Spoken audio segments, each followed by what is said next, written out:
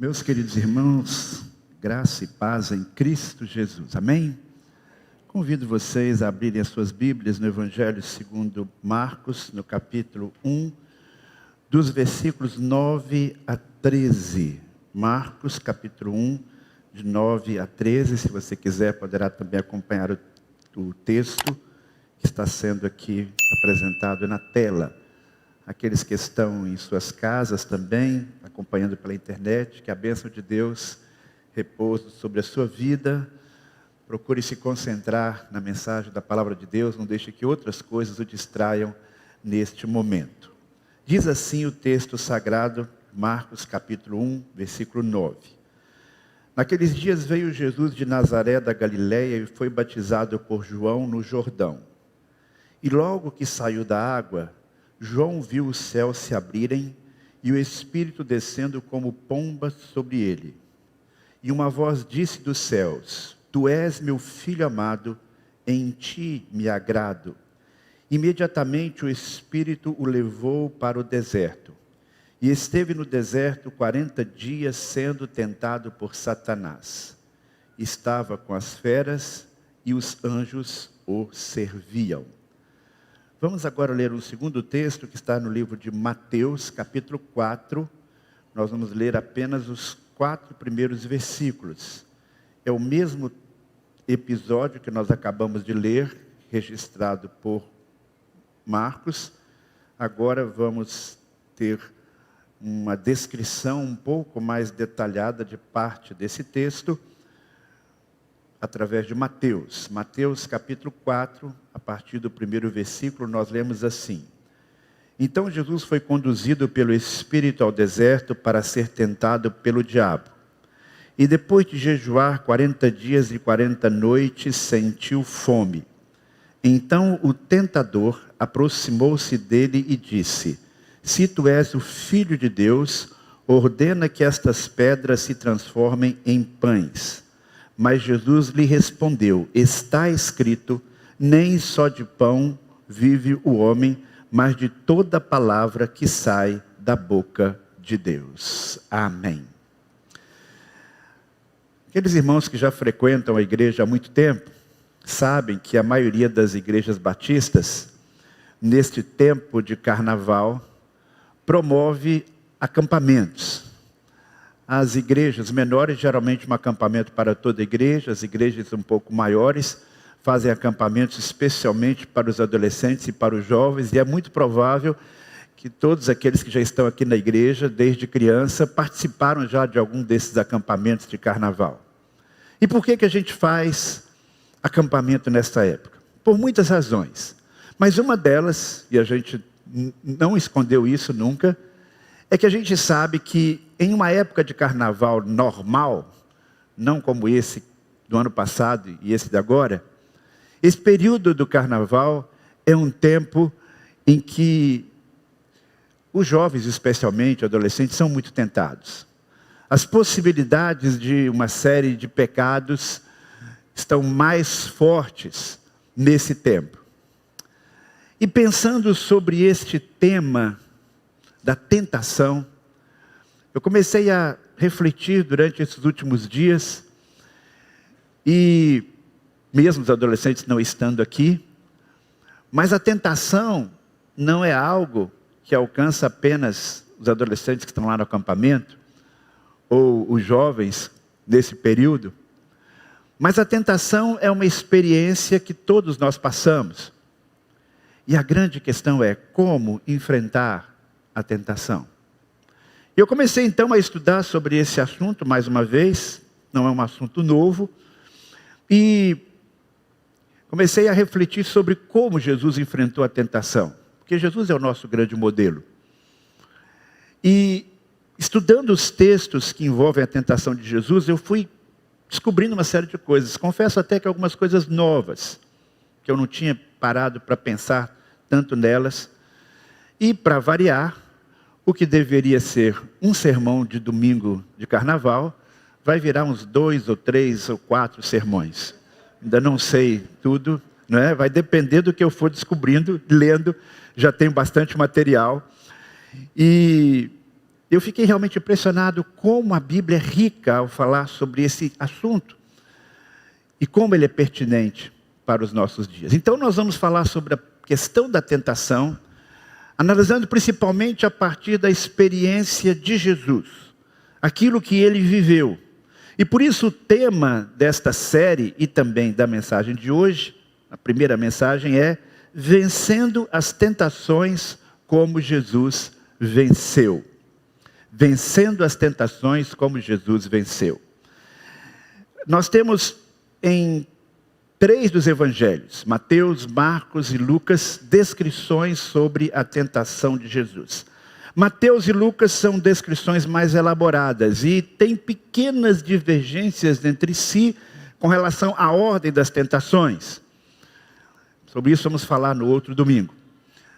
E temos uma descrição concisa das tentações do Evangelho de Marcos, que foi o texto completo que eu li.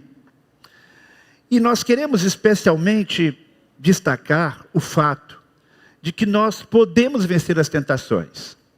Se Jesus Cristo venceu a tentação, nós também, como seus seguidores, podemos ser vitoriosos. Mas para que possamos obter esta vitória, é interessante pensarmos sobre como a tentação se processa. O que de fato é a tentação?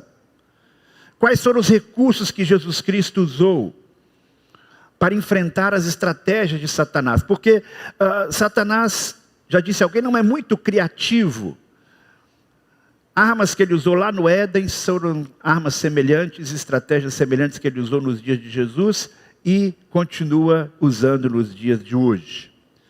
E eu vou começar então focalizando esta narrativa de Marcos. E esta narrativa de Marcos mostra claramente que a tentação de Jesus, quando ele estava aqui na sua condição humana de Jesus de Nazaré, aconteceu logo depois de um evento extremamente significativo na vida do nosso mestre, que foi o seu batismo. O batismo de Jesus Cristo marcou o início do seu ministério público. O batismo de Jesus foi aquele selo da unção do Pai, para que ele pudesse cumprir o seu ministério de proclamar o reino de Deus e iniciar a sua jornada até a cruz. Tanto que a Bíblia não dá muitos detalhes sobre o que aconteceu da infância de Jesus até esta época. Mas a partir do batismo de Jesus, a partir daquele momento que ele se encontra com João Batista às margens do Rio Jordão, e João Batista olha para ele e diz: eis aí o Cordeiro de Deus que tira o pecado do mundo. E Jesus certamente ficou impactado, e as pessoas ao seu redor, com aquela declaração, com aquela confirmação do seu ministério. E logo depois Jesus pede a João Batista para que ele se submeta ao batismo. João Batista reluta, mas acata aquele pedido. E logo depois do batismo acontece algo maravilhoso. Algo que impactou a vida de Jesus e das pessoas que estavam ali. O céu se abre, vem uma pomba, pousa sobre Jesus e uma voz retumbante de Deus proclama: tu és meu filho amado, em ti me agrado. Eu posso imaginar a emoção de Jesus ao ouvir aquelas palavras, o seu coração ali batendo acelerado. E Jesus sai então dessa experiência do batismo, essa experiência empolgante, essa experiência que representa um momento áureo no seu ministério, aquela confirmação de Deus para o seu chamado. E aí entra em cena o diabo. A Bíblia diz que o Espírito do Senhor levou para ser tentado pelo diabo. E a primeira verdade que eu quero que você tenha em mente é que o diabo existe. É que o diabo é real. Pode ser que você esteja dizendo: pastor, você está chovendo no molhado, nós não temos dificuldade de acreditar nisso. De fato, nós os cristãos que cremos na palavra de Deus, não temos dificuldade de acreditar sobre isso, porque a Bíblia fala claramente que o diabo existe. O diabo não é fruto da imaginação do ser humano, o diabo não é uma ideia medieval, o diabo não é algo que a igreja criou para assustar as pessoas, não. A Bíblia diz claramente que o diabo é um anjo decaído, que ele é um destruidor, que ele é enganador, que ele é aquele que opera no mundo no coração dos filhos da obediência, ele é o pai da mentira. E um dos títulos do diabo é o que nós vemos aí no versículo 3, é o tentador. Ele não apenas nos tenta, mas quando nós caímos em tentação, ele vai e nos acusa diante do Pai, ele é traiçoeiro. E nós vemos esta faceta de Satanás lá no primeiro livro da Bíblia, quando ele se aproxima do primeiro casal e o tenta e o engana. E por que ele faz isso? Porque Satanás é inimigo de Deus. E ele quer afastar o ser humano, que foi criado à imagem e semelhança de Deus, do seu Criador. Então, nós estamos diante de um inimigo de Deus que nunca se conformou em ter sido lançado fora do céu pelo seu orgulho. E ele então procura prejudicar, ele procura destruir toda a obra de Deus. Tudo aquilo que Deus faz bonito e belo, Satanás estaria procurando destruir. E nesse tempo que nós vivemos, nós nem precisamos fazer muito esforço para pensar que de fato existe um poder maligno operando no mundo. Quando nós pensamos nessa pandemia, quando nós pensamos que esta pandemia pode não ser simplesmente um mero acidente, quando nós pensamos o que está acontecendo ali no leste europeu, quando nós pensamos como é que uma mente pode fabricar uma situação de sofrimento, de uma guerra. E nós temos então um inimigo que é real, que atua no mundo. E uma das suas atuações é exatamente tentar os filhos de Deus, os servos de Deus. Mas aí na descrição desta ação maligna que vai acontecer, há um detalhe interessante e talvez de difícil compreensão numa primeira leitura, que a Bíblia diz que Jesus foi levado pelo Espírito Santo para ser tentado pelo diabo. Isso pode parecer uma coisa absurda, não é mesmo? Como é que o Espírito Santo de Deus vai levar alguém, levar Jesus para ser tentado pelo diabo? E aí nós temos então uma segunda verdade que nós devemos relembrar. Que Deus mesmo pode nos levar a uma situação em que nós estaremos expostos à tentação. A Bíblia mesmo diz com clareza que Deus não nos tenta, Deus nos prova. A diferença entre a provação e a tentação é que a prova visa nos aprimorar.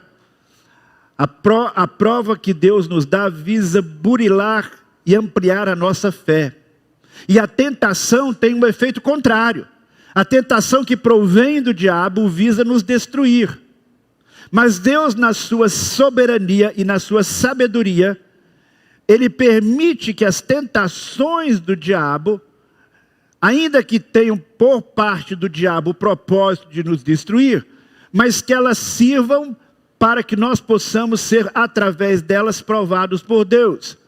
Então, Deus usa uma ação maligna e Ele nos leva a uma situação que nós estamos numa situação de vulnerabilidade para atingir um propósito espiritual. No caso de Jesus, aquela tentação da parte do diabo e aquela provação da parte do Pai visava capacitá-lo, prepará-lo para todos os outros embates que ele teria dali por diante com Satanás, que seriam constantes até o último momento ali na cruz. Até o último momento, Satanás estava ali jogando os dardos dele. Lembram quando Jesus estava lá na cruz, morrendo já, completando a sua missão, e aí as pessoas diziam, desce da cruz e salva a sua vida. Tentação do diabo, ele podia fazer aquilo. Deus permite que estejamos numa situação como essa, para que possamos vencer, e vencendo possamos nos fortalecer. A palavra que o evangelista Marcos usa para explicar esta ação do Espírito Santo é uma palavra forte. Ele diz assim que o Espírito Santo não apenas sugeriu, mas impeliu, levou e disse, Jesus, você agora vai enfrentar uma grande batalha.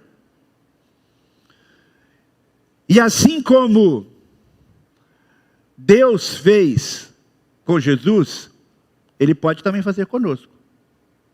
Deus colocou Jesus naquela situação, não para que Jesus fosse derrotado, mas para que Ele vencesse. Aquela situação em que Ele estaria, era uma situação extremamente difícil, mas Ele sabia que Jesus poderia vencer a tentação.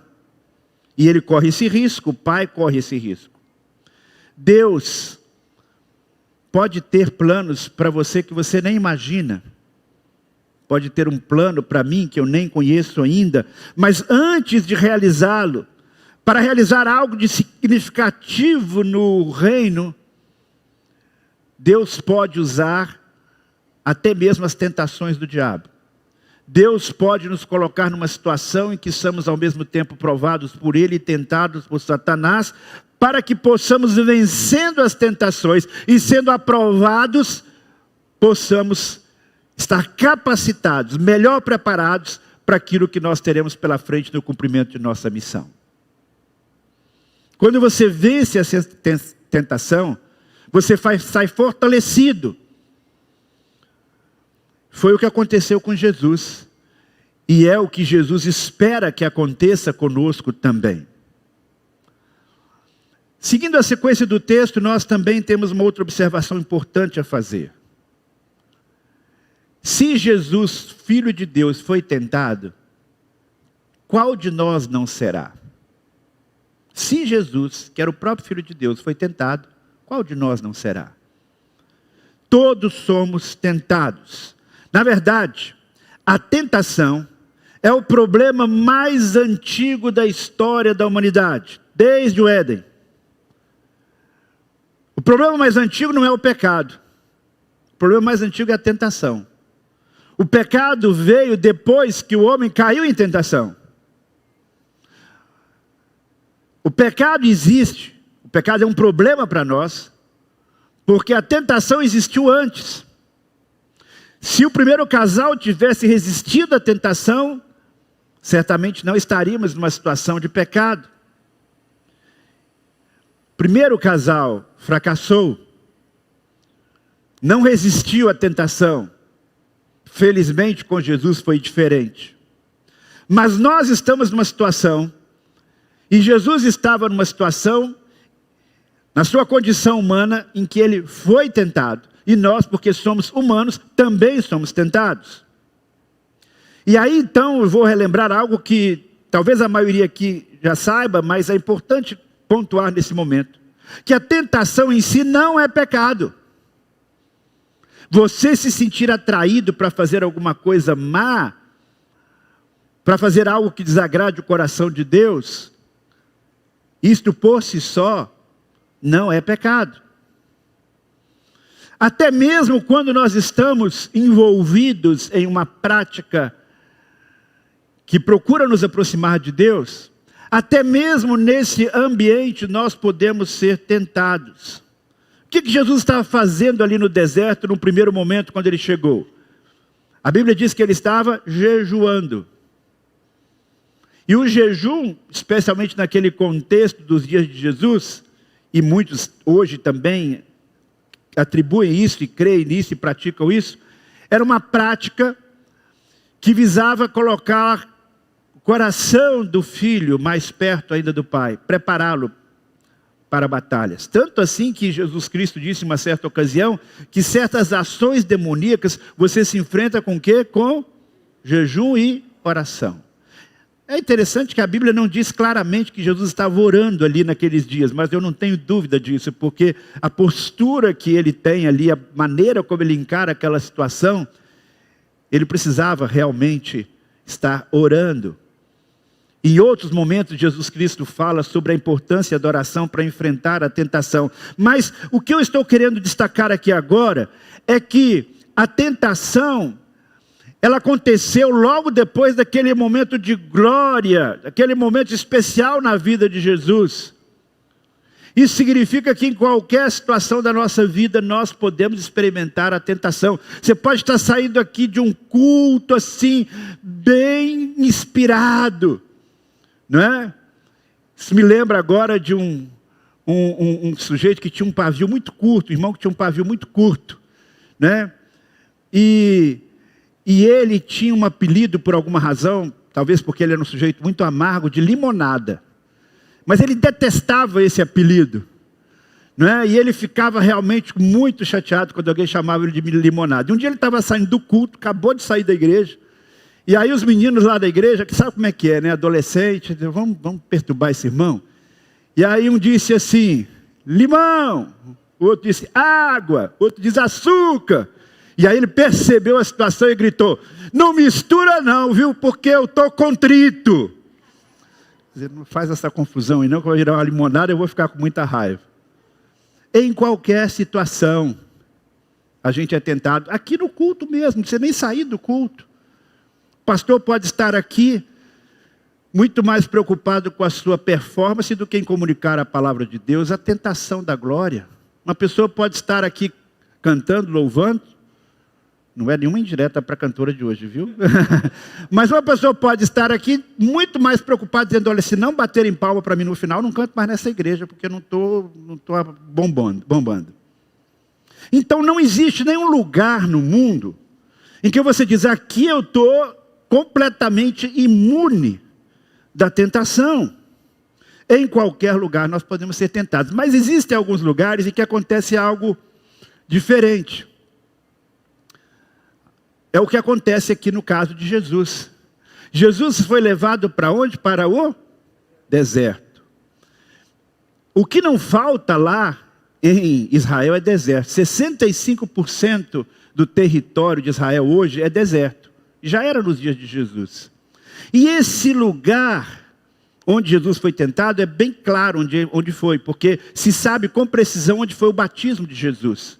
Não foi lá naquele lugar bonito onde você vê as pessoas que vão a Israel tirando fotos. Não, o lugar do batismo de Jesus foi mais ao sul, num lugar bem inóspito, já numa região desértica, próximo ali, bem pertinho de Jericó, uma água barrenta, uma paisagem inóspita ao redor. Então, o lugar de onde Jesus foi levado do batismo para a tentação era um lugar muito próximo, poucos quilômetros. E ali naquele lugar, naquele espaço, uma região de muita pedra. Lembra que o diabo disse, pega essa pedra aí, o que não faltava ali era pedra. Você anda lá, quando eu andei lá, eu fiquei impressionado. Gente, o que a Bíblia diz é verdade. Olha o tanto de pedra que tem aqui. É um deserto que tem mais pedra do que areia, aqueles arbustozinhos. E é interessante que nesse lugar, nós temos duas realidades. Existe uma palavra no hebraico, midvar, que significa, é uma das palavras para falar sobre deserto. E o que essa palavra significa literalmente? Encontro com a palavra. Deserto significa encontro com a palavra. E por que essa expressão? E aí um rabino deu a explicação seguinte, que o deserto é o único lugar silencioso bastante de provação, onde você pode ouvir a voz de Deus sem o ruído e o conforto da cidade. Interessante, não é? O deserto pode ser um lugar assim muito especial, de comunhão com Deus. Aquela imagem que vocês estão vendo ali, é exatamente lá do deserto, daquela região montanhosa, mas desértica, onde Jesus Cristo foi tentado. Mas há um detalhe interessante, e eu quero que se guarde isso. Jesus foi tentado, e nós também muitas vezes somos tentados no deserto.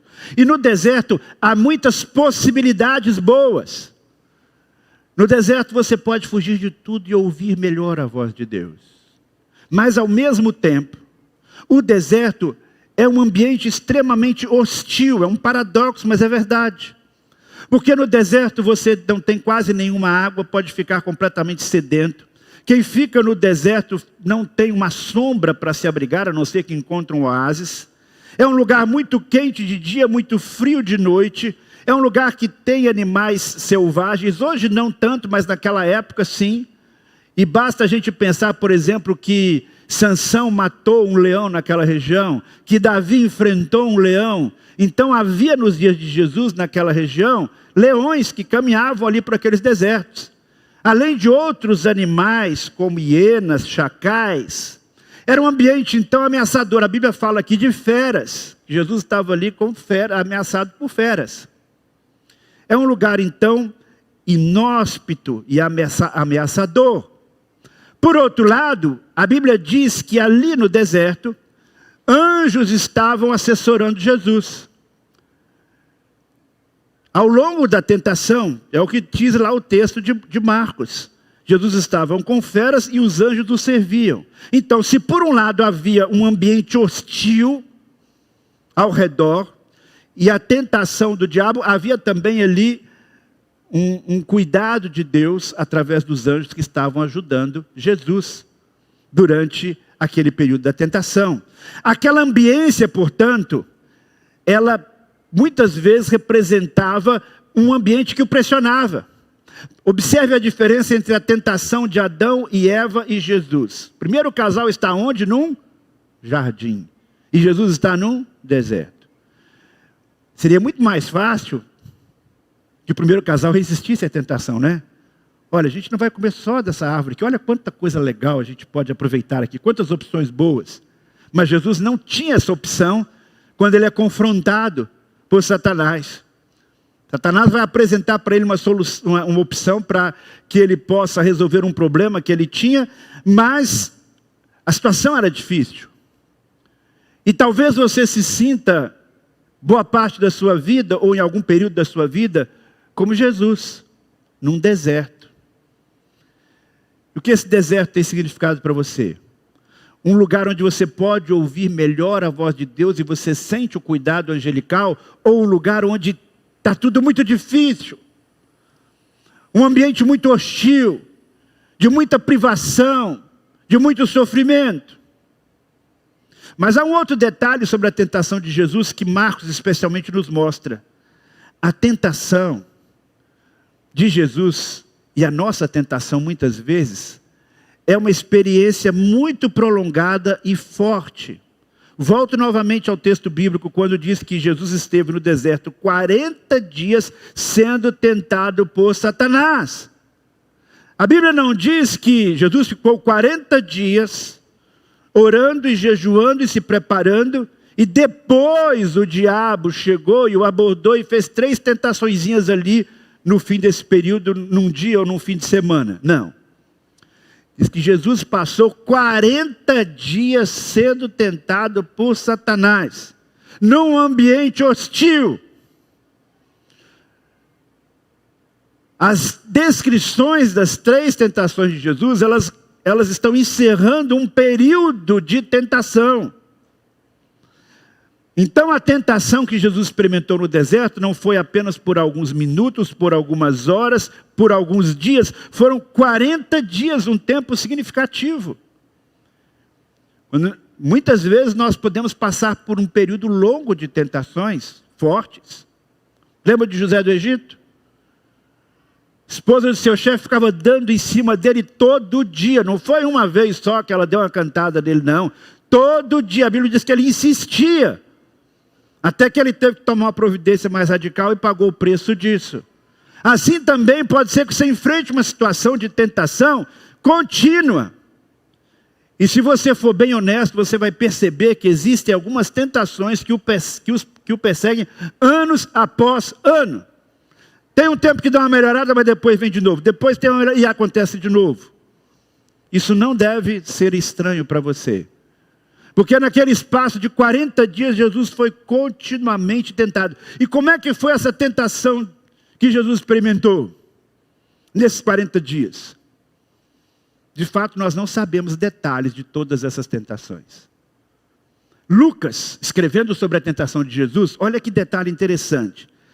Tendo o diabo acabado todo tipo de tentação, afastou-se dele até a ocasião oportuna. O que passou na mente, no coração de Jesus naqueles 40 dias, a gente não tem ideia. Todo tipo de tentação.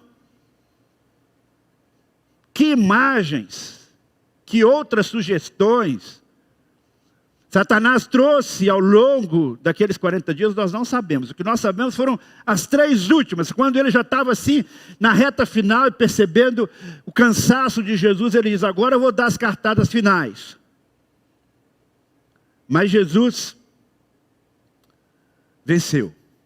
Mesmo o diabo estando usando um forte arsenal contra ele. E a Bíblia diz que depois que Jesus vence aquela batalha, o diabo se afasta dele e nunca mais o tentou. É isso? Não. Ele se afastou até uma outra ocasião oportuna. E nós vemos mesmo outras situações em que Jesus era tentado.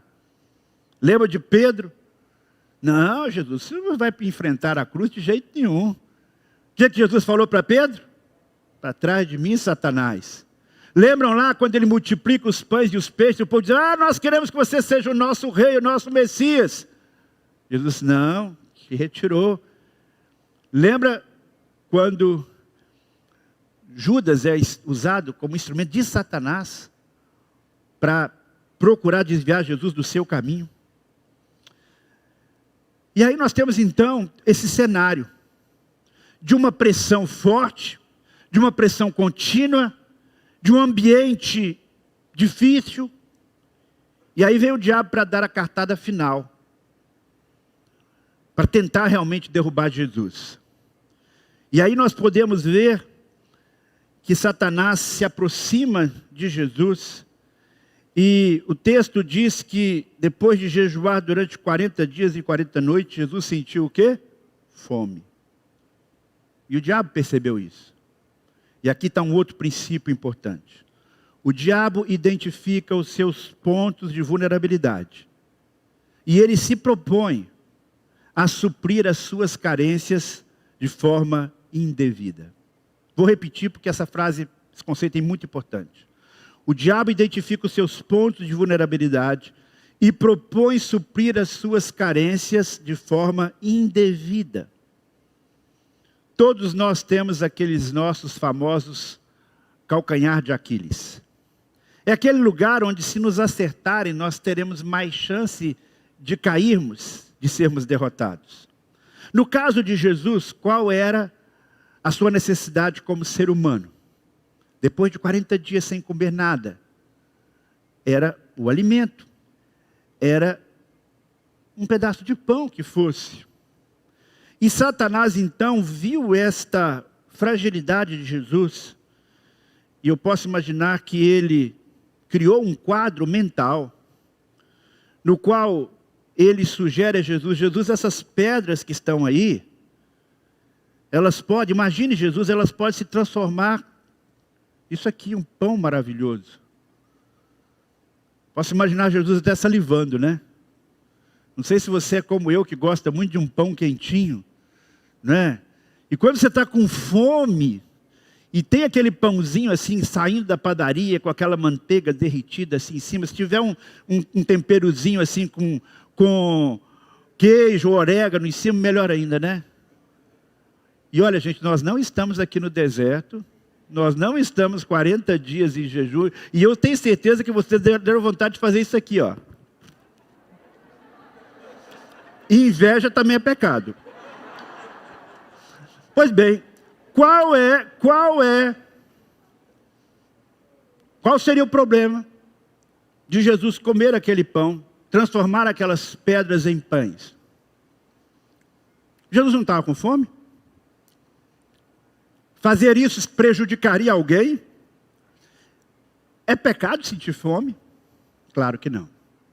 Nem tudo que envolve a tentação envolve necessariamente algo extremamente ruim e pecaminoso. Nós podemos cair em tentação fazendo até uma coisa boa, mas na hora errada. No momento que Deus não planejou para a nossa vida. Com quem Deus não planejou para a nossa vida.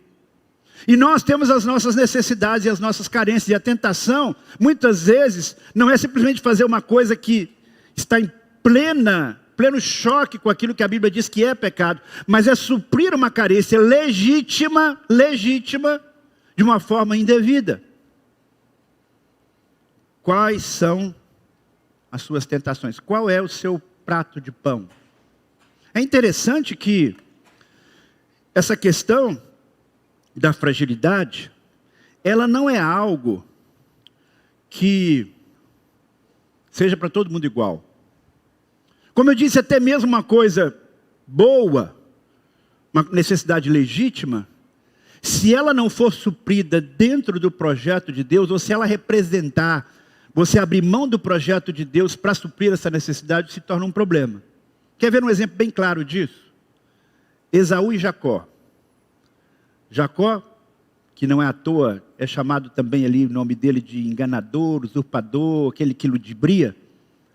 Está lá fazendo uma sopa deliciosa, mas ele tem no seu coração o desejo de roubar do irmão, ou de ter do irmão o direito da primogenitura. Um direito que envolvia não apenas benefícios materiais, mas também bênçãos espirituais.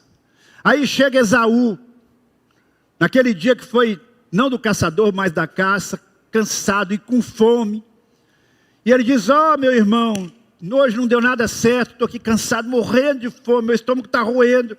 Me arranja um pouco aí desse seu guisado, dessa sopa maravilhosa, está cheirando aqui, está uma maravilha. Ele disse, não, isso aqui é para mim, para nossa família aqui, é você não. Mas agora tem um detalhe, se você quiser, eu lhe dou, mas você me dá o direito da sua primogenitura. Passa para mim o direito.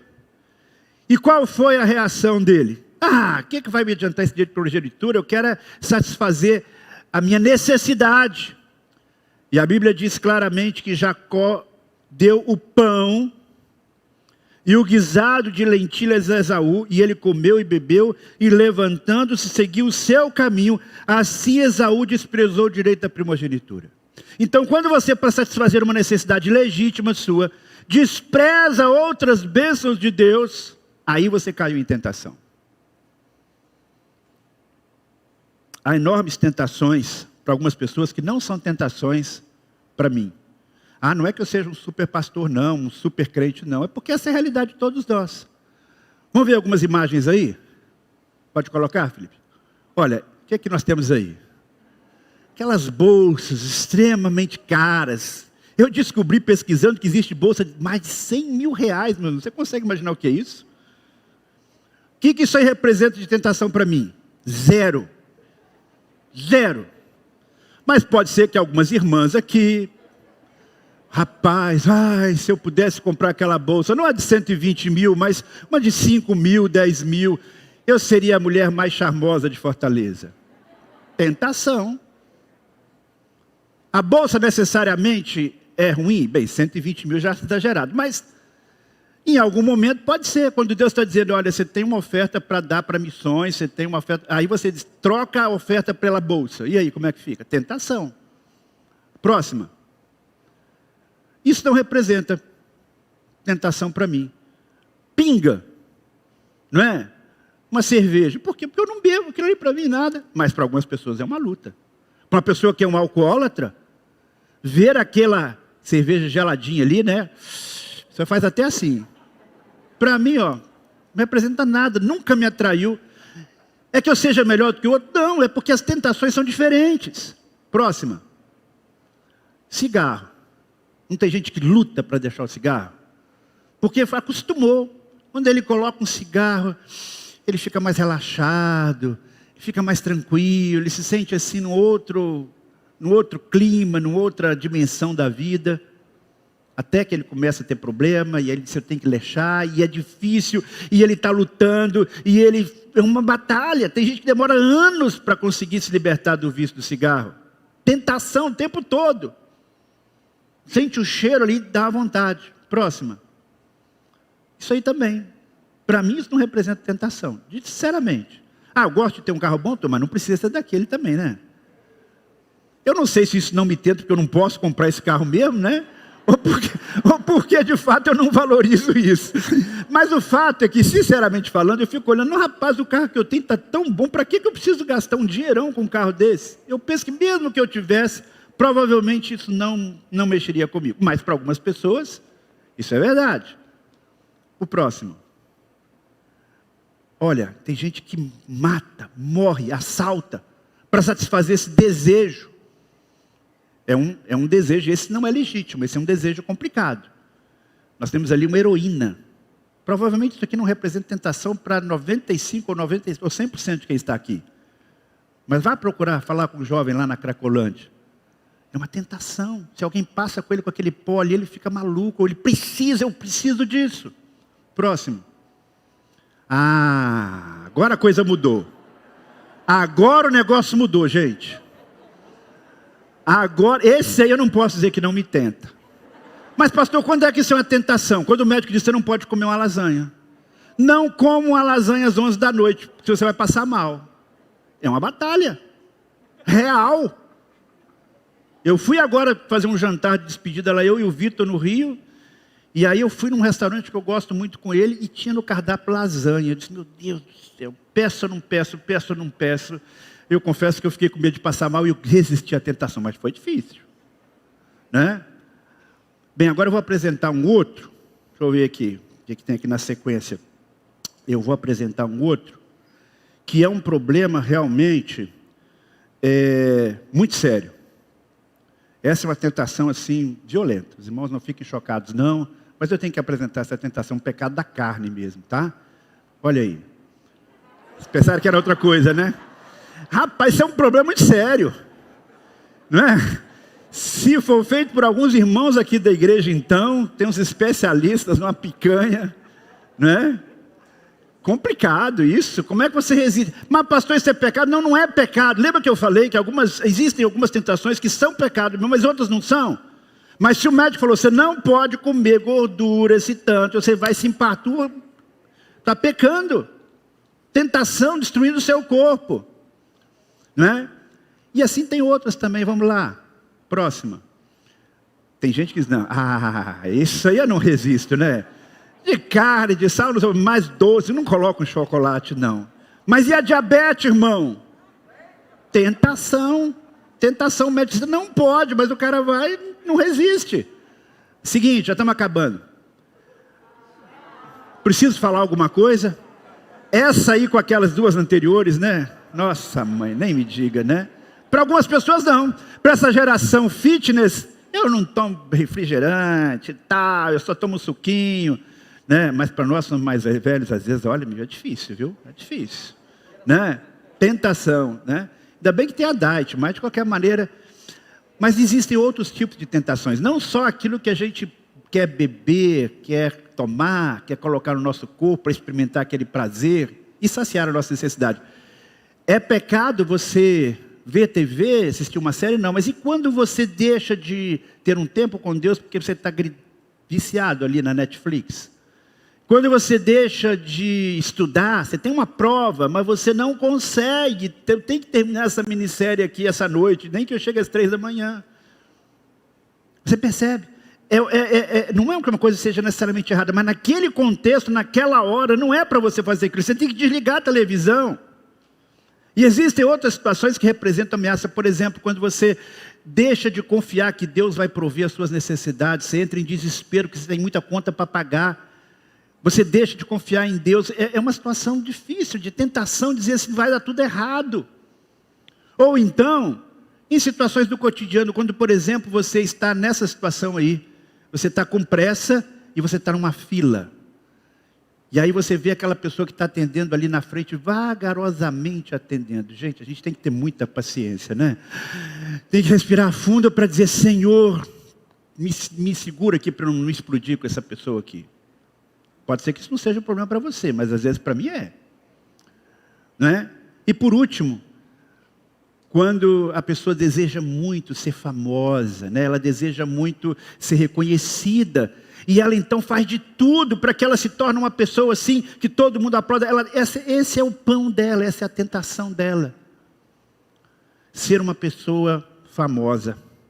Bem, o que a Bíblia diz sobre tudo isso? Que nós temos que reconhecer as nossas áreas de vulnerabilidade.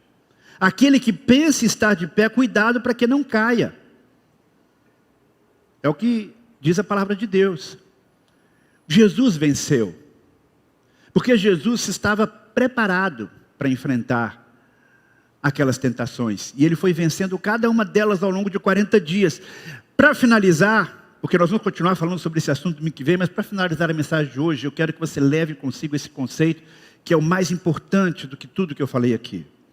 Creia que nenhuma tentação é irresistível. Na hora que você vê tudo aquilo ali, você diz, não, pastor, tem coisa que realmente não dá.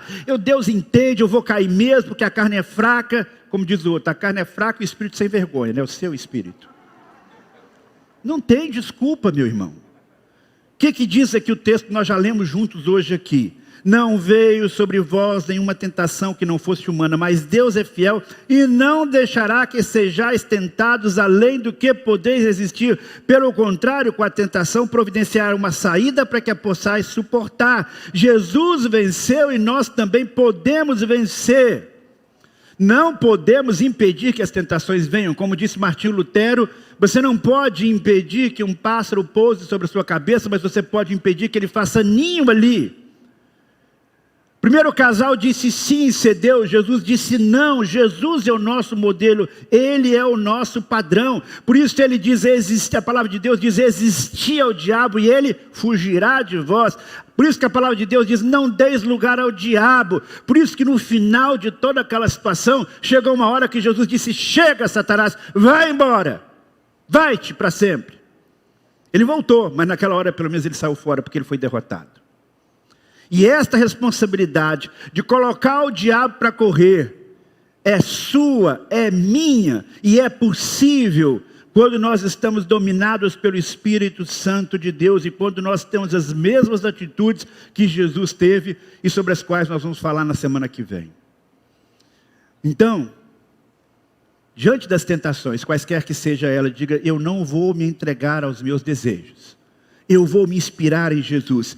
Ele foi vitorioso e eu também posso ser. Que seja esta a nossa palavra, que seja esta uma semana de vitória sobre as tentações. Que Deus nos abençoe.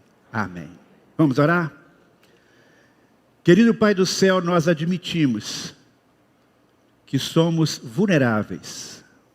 Ajuda-nos, ó Pai, a perceber as nossas áreas de vulnerabilidade. Mas mais do que isso, ajuda-nos a crer no Teu poder, que nos capacita a enfrentar todas as situações, que nos capacita a vencer as tentações, e que ao longo desta semana, dos próximos dias, possamos estar atentos, vigiando, para que possamos vencer quaisquer tentações que o inimigo colocar diante de nós. Mesmo aquelas coisas que parecem simples, que parecem legítimas, mas que não são o que o Senhor tem para nós, o que é possível para nós naquele momento, naquelas circunstâncias, Pai. Ajuda-nos a vencer todas estas situações. Que nós não nos deixemos dominar pelos desejos da carne, qualquer que seja a sua manifestação. É o que nós te pedimos, Pai. Gratos porque em Cristo Jesus nós podemos ser mais do que vencedores. Em nome de Jesus. Amém.